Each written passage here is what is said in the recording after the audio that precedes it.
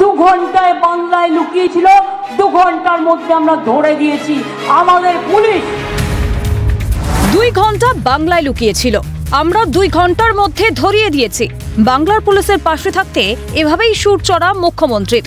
কিন্তু বেঙ্গালুরু ক্যাফে বিস্ফোরণ কাণ্ডে প্রাথমিক তদন্তে জানা গিয়েছে, বিস্ফোরণের পর থেকে কলকাতার একাধিক হোটেলে নাম পরিচয় বদলে ঘাঁটি গেড়েছিল 2 সন্দেহভাজন জঙ্গি। বঙ্গ প্রশাসন কি ঘুণাক্ষরেও টের পেল না সন্দেহভাজনদের অবস্থান?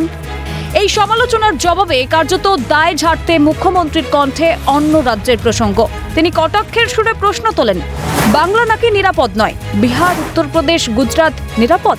বাংলা সেফ নয়, তোর দিল্লি সেফ, তোর উত্তরপ্রদেশ সেফ, তোর রাজস্থান সেফ, তোর গুজরাট সেফ, তোর বিহার সেফ। বাংলার মানুষ শান্তিতে থাকে, বিজেপি সহ্য হয় না। ওয়াকিবহাল মহলে চর্চা, নারী নির্যাতনের অভিযোগে বাংলা সরগরম হলে শাসক দলের নেতাদের মুখে অন্য রাজ্যের নারী নিগ্রহের তুলনা। একইভাবে জঙ্গিবাদের মতো দেশবিরোধী কার্যকলাপে বঙ্গযোগ উঠলে বিষয়টি লঘু করতে অন্য রাজ্যের তুলনা কি মুখ্যমন্ত্রীর মুখে? নারী নিগ্রহ কিংবা জঙ্গিবাদ দুটোই নিন্দনীয়, ঘৃণ্য অপরাধ, সেখানেও তুলনা টানছেন মুখ্যমন্ত্রী। বিস্মিত ওয়াকিবহাল মহল। যদিও পূর্ব মেদিনীপুর থেকে 2 সন্দেহভাজন জঙ্গি গ্রেপ্তারে তদন্তকারীদের ভূমিকাকে কুর্নিশ জানান রাজ্যপাল। সন্ত্রাসবাদীরা দেশের যে কোনো প্রান্তে লুকিয়ে থাকলেও গ্রেপ্তার হবেন, মন্তব্য রাজ্যপালের। This is the very fact that the hands of law have started moving. The culprits have been caught. That is something which will be encouraging to those who believe in democracy. India is a great country. Bengal is a famous part of that. Whether the criminal tries to hide anywhere in India, he will be arrested. That is a lesson which you have learned. মুখ্যমন্ত্রীর সুর চড়া থাকলেও ময়দান ছাড়তে নারাজ বাংলার প্রধান বিরোধী দল।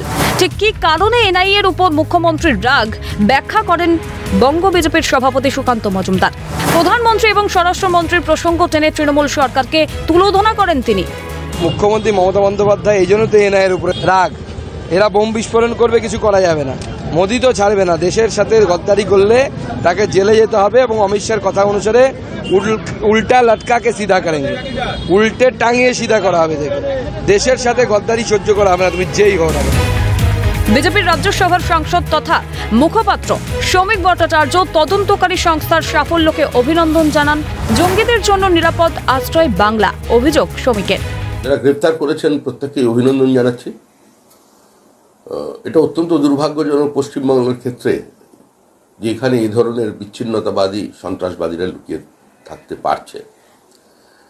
দেখুন, আমরা দীর্ঘদিন ধরে বলে আসছি পশ্চিমবঙ্গ একটা সেফ প্যাসেজ।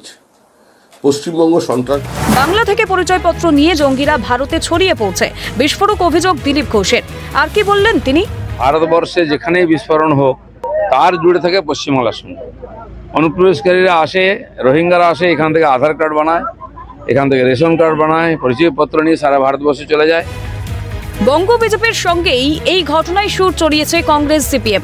কংগ্রেস প্রার্থী অধীর চৌধুরীর মন্তব্য, সন্ত্রাসবাদীদের জাত ধর্ম কিছুই হয় না, তারা শুধুই সন্ত্রাসবাদী। জানতে চাই যে ব্যাঙ্গালোরেই বা কে করলো, বাংলাতেই বা কে করলো?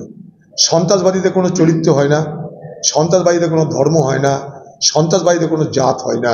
সন্ত্রাসবাদীরা তারা যারা সন্ত্রাস করে, যারা দেশের সার্বভৌমকে ধ্বংস করতে চায়, মানুষের মৃত্যু ঘটাতে চায়, রক্তপাত ঘটাতে চায়, বিনা দোষে মানুষকে হত্যা করতে চায়। সন্ত্রাসবাদী তারা, তাদের কোনো জাত নেই, ধর্ম নেই, বর্ণ নেই, কিছু নেই, তারা শুধুমাত্র সন্ত্রাসবাদী। দমদম লোকসভার সিপিএম প্রার্থী সুজন চক্রবর্তীর মন্তব্য, জঙ্গি সন্দেহে 2 জনের গ্রেফতারির পরিতাপের বিষয়, জঙ্গি যোগ গ্রহণযোগ্য নয়। সন্দেহে অভিযুক্ত হিসেবে 2 জনকে গ্রেফতার করা হয়েছে কাঁথি থেকে, এটা অবশ্যই পরিতাপের বিষয়, কোনো সন্দেহ নেই।